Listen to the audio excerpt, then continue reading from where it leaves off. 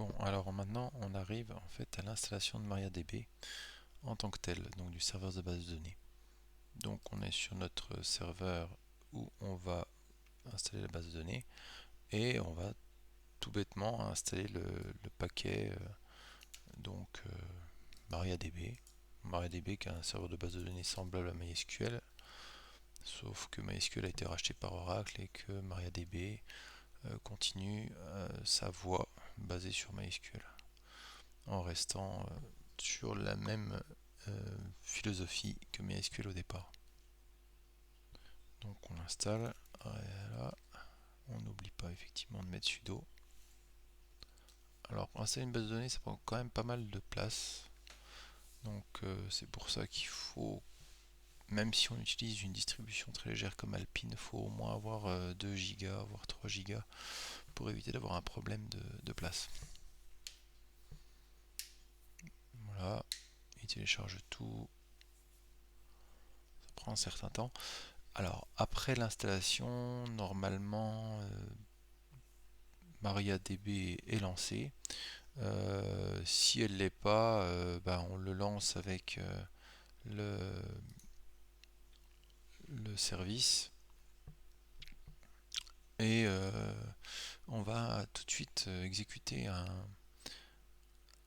une, un script qui permet de sécuriser en fait l'installation, parce que par défaut quand il est installé il n'y a pas de mot de passe root, il y a des bases de données de test et des utilisateurs de test qui sont mis et il y a la possibilité d'écouter éventuellement sur le réseau. On veut peut-être pas par défaut écouter sur le réseau, la base de données il peut rester locale et être accessible que sur l'ordinateur principal. Donc on va voir ce qu'il va nous proposer et on va essayer d'y répondre de façon à sécuriser le plus possible. Alors un truc c'est que là on a un user root qui est au niveau Linux. On a installé une base de données et on va avoir un autre user root, un autre utilisateur root, mais lui il est spécifique à la base de données. Donc ils n'auront rien à voir entre eux, sauf qu'ils s'appellent pareil. Voilà. Donc ça peut être un peu confus, mais a priori il n'y a pas de raison. Donc on peut vérifier si le serveur il est lancé déjà, comme ça au moins on saura ce qu'il en est. Donc service, à voir si c'est MariaDB. Avec ça, est-ce que ça passe? Oui. Donc service MariaDB status nous permet de savoir que effectivement le service est actif, running. Donc on voit les dernières petites entrées en fait du journal. Donc il a installé, il s'est installé en quelque sorte.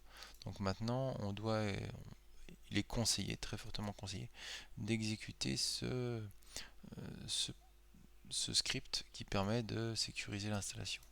Alors il y a beaucoup d'alias entre MariaDB et MySQL et on peut un peu interchanger. On va voir que par exemple le, le script d'installation il s'appelle MySQL Secure Installation. Alors on peut juste regarder quelque chose qui est assez rigolo. On va voir que... Ah oui, il faut quand même qu'il le trouve. Alors, hop, il est là.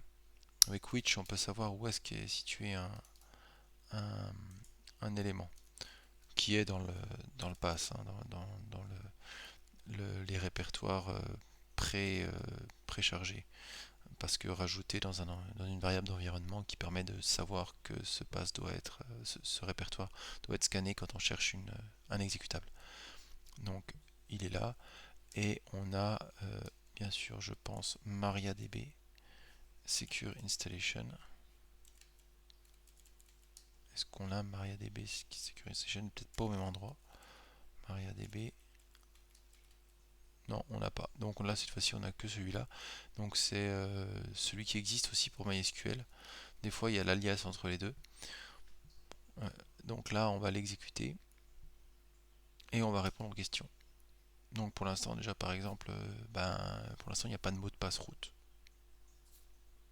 Donc on va le rajouter. Alors on va prendre un mot de passe route quelconque.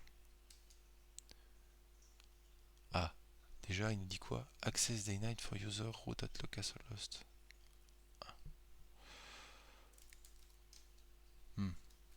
Alors à votre avis pourquoi? Et certainement parce qu'on n'a pas exécuté le truc en sudo. Donc voilà, si on l'exécute en sudo, on a quand même plus le droit de le faire. Sinon, on n'est pas administrateur, on n'a pas le droit. Donc on ajoute le password pour root et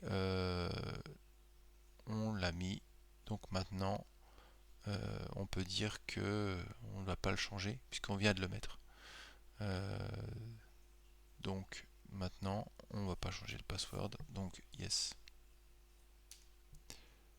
Oh vas-y, on a changé le password. Bon, nouveau password, j'ai appuyé sur yes, tant pis, je le change. Est-ce qu'on enlève les utilisateurs anonymes? Oui, on n'a pas le droit de se connecter de façon anonyme, donc on les enlève. Est-ce qu'on veut empêcher le fait qu'on puisse se connecter avec le compte administrateur de la base de données à distance? Oui, on veut l'empêcher. C'est quand même assez risqué. Est-ce qu'on veut supprimer la base de données test et tous les accès qui vont avec la base de données test, donc éventuellement les utilisateurs qui existent qui peuvent accéder à la base de données test? Oui, parce que ces utilisateurs-là sont connus de partout.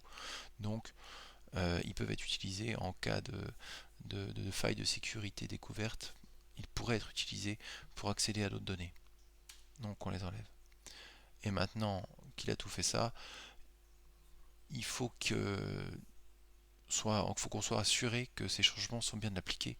Donc, il nous demande de recharger tous les privilèges maintenant. Et comme le choix Y est en majuscule, parce que je ne sais pas si vous avez remarqué, j'ai jamais écrit Y, comme le choix Y est en majuscule, ça veut dire que si j'appuie sur Entrée, ce sera le choix par défaut.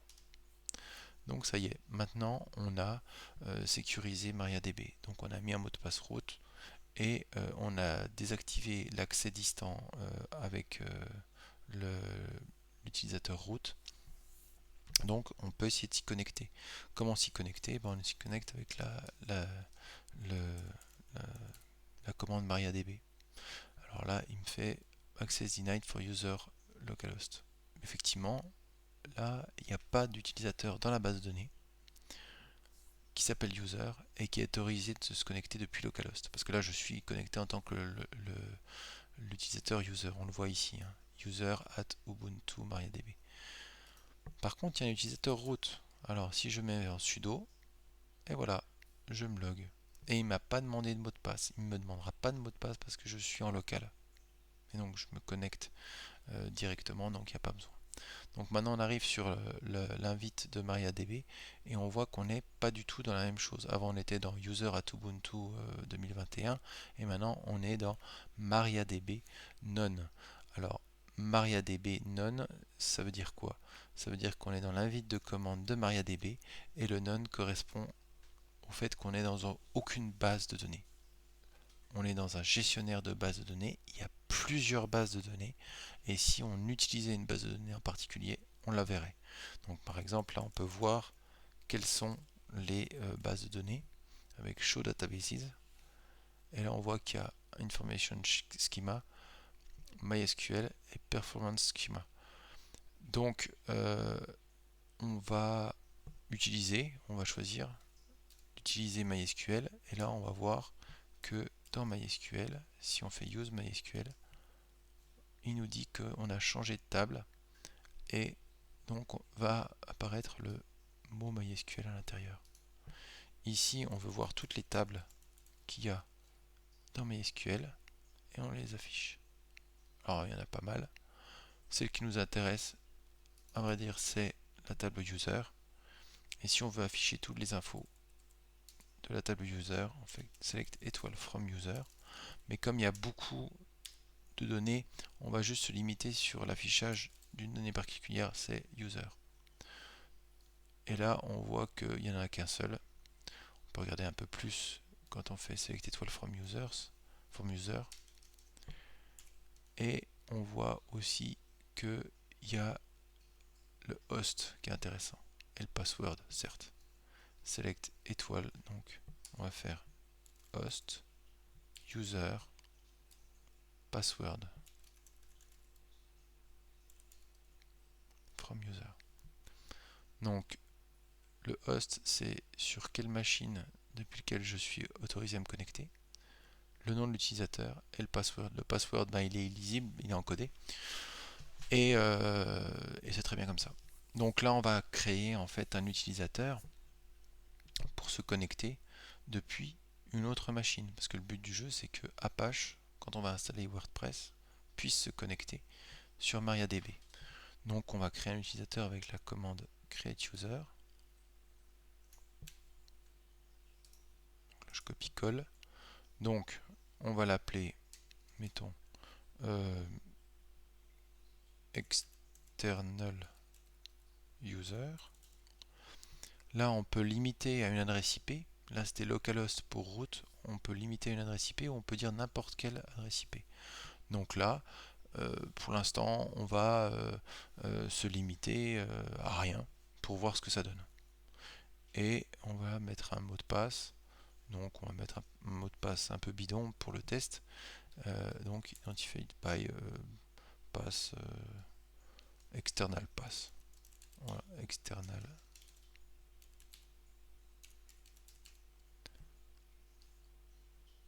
Alors là, de façon assez amusante, il dit que c'est OK et il dit qu'il n'y a aucun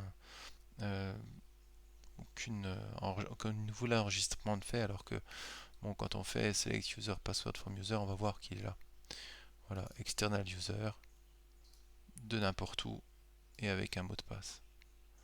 Donc là, on a créé un utilisateur, on a installé MySQL. Maintenant, reste à voir si il va pouvoir être accessible depuis un autre endroit. Et c'est ça qui nous intéresse. Donc on va essayer depuis Apache. Donc là, on se retrouve sur Apache. MySQL connaît pas, mais par contre, on peut ajouter un client. Donc comme on est sur MariaDB, on va ajouter le client de MariaDB avec la commande MariaDB client.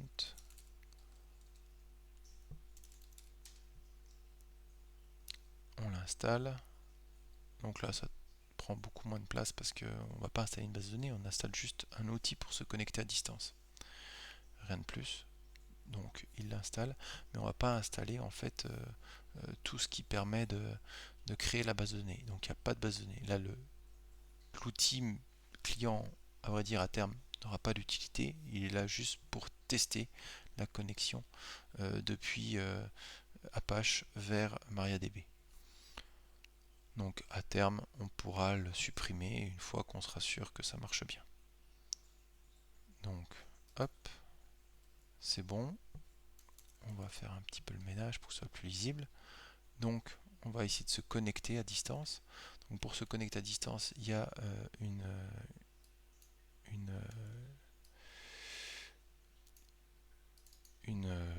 commande à faire. Donc c'est MariaDB. On choisit l'autre. On peut remplacer MariaDB par MySQL. Je crois que on peut l'intervertir.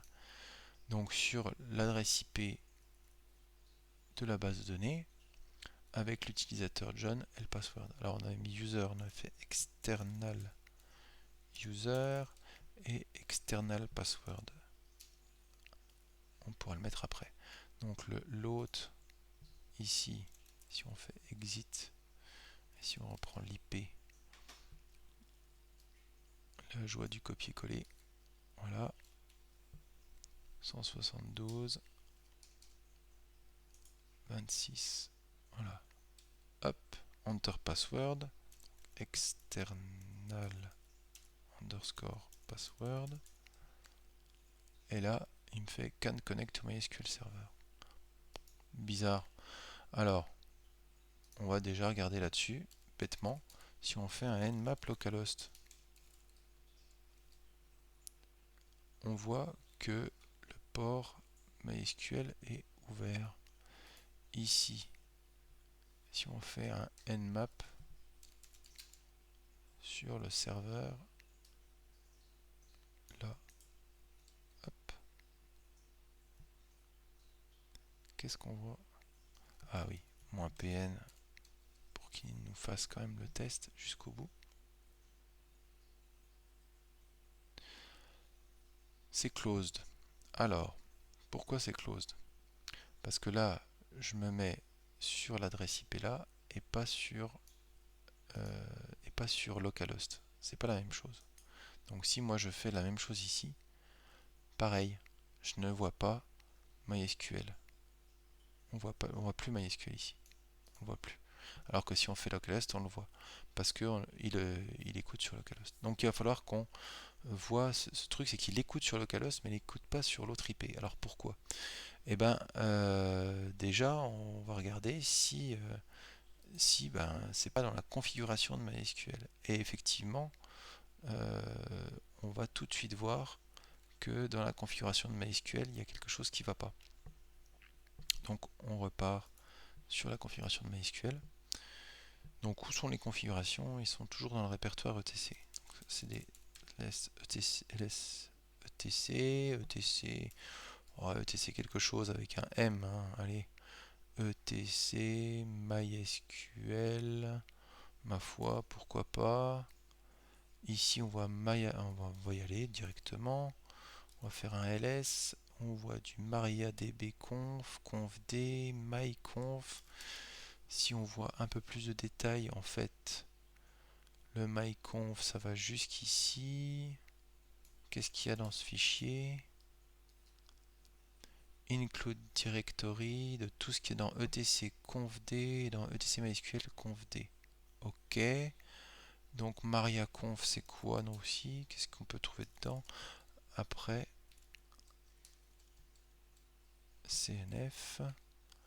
Bah, c'est la même chose. C'est la même chose que l'autre. Donc là, il nous dit qu'en fait, il va importer tous les fichiers qui s'appellent tous les fichiers conf des deux répertoires là. Donc qu'est-ce qu'on a comme répertoire, comme fichier dans ce répertoire là? MySQL conf, MySQL dump, et dans l'autre, dans MariaDB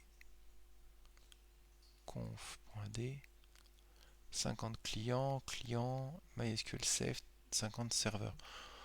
Bon, on peut regarder tous et a priori c'est le 50 serveurs. Pourquoi? Parce que ben, il s'appelle serveur, on est sur le serveur MariaDB. Mais bon, dans le doute, on aurait pu tout regarder, mais on va pas y passer 3 heures et en fait j'ai déjà vérifié, c'est effectivement le 50 serveur. Donc on prend celui-là, 50 serveurs. Est-ce que avec le 4 on verra suffisamment d'infos?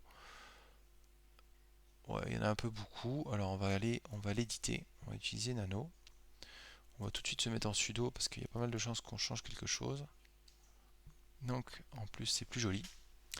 Donc là ils nous disent voilà les configurations. On voit les choses sur l'utilisateur, c'est MySQL qui le lance. Et là on a bind address.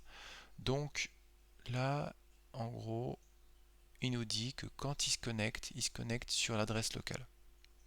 Donc c'est intéressant, ça veut dire qu'on peut se connecter, si on avait un serveur Apache en local, on pourrait se connecter via l'adresse locale sur MySQL, mais si on est sur quelque part ailleurs, eh ben on peut pas. Alors on va regarder un petit peu après, tout ce qui n'est, s'il y a quelque chose qui parle aussi de, de réseau, de networking ou de listen ou des choses comme ça. Bon, on voit un peu pas grand chose d'autre. Après on est plus sur tout ce qui est la base de données en tant que telle. On voit qu'il y a une possibilité de mettre du SSL. Bon, a priori il n'y a que ça. Donc en fait on va changer, on va dire soit on écoute sur tout, soit on écoute sur l'adresse IP à l'extérieur. Alors là pour se faciliter la vie on va juste écouter sur tout, et pour écouter sur tout on va juste changer bind address 127.0.0.1 par bind address 0.0.0. Et là j'ai mis un O mais c'était un 0. Donc voilà, donc là on va l'écrire, on l'écrit, on quitte, et là malheureusement, en même temps c'est souvent le cas, il va falloir redémarrer le service MySQL, MariaDB, pour pouvoir appliquer le changement. Donc on va faire un restart. Voilà, on va faire un status pour bien vérifier que tout va bien.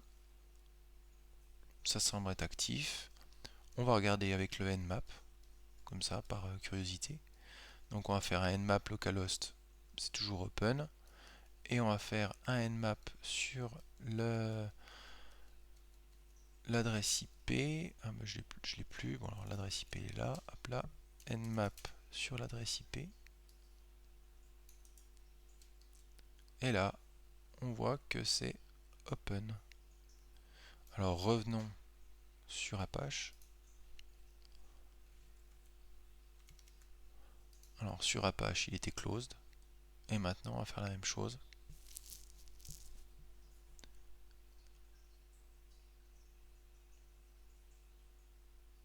Et c'est open. Donc maintenant, on va essayer de se connecter. Toujours pareil. Et external password. Alors, access denied using password net. Là, on est sur la base de données qui interdit l'accès à external user. Alors, est-ce que je l'ai appelé au moins comme ça? Et est-ce que mon mot de passe est correct? Ça, c'est aussi possible que je me sois planté en l'écrivant. C'est un peu le problème hein, des mots de passe qu'on voit pas quand on les écrit.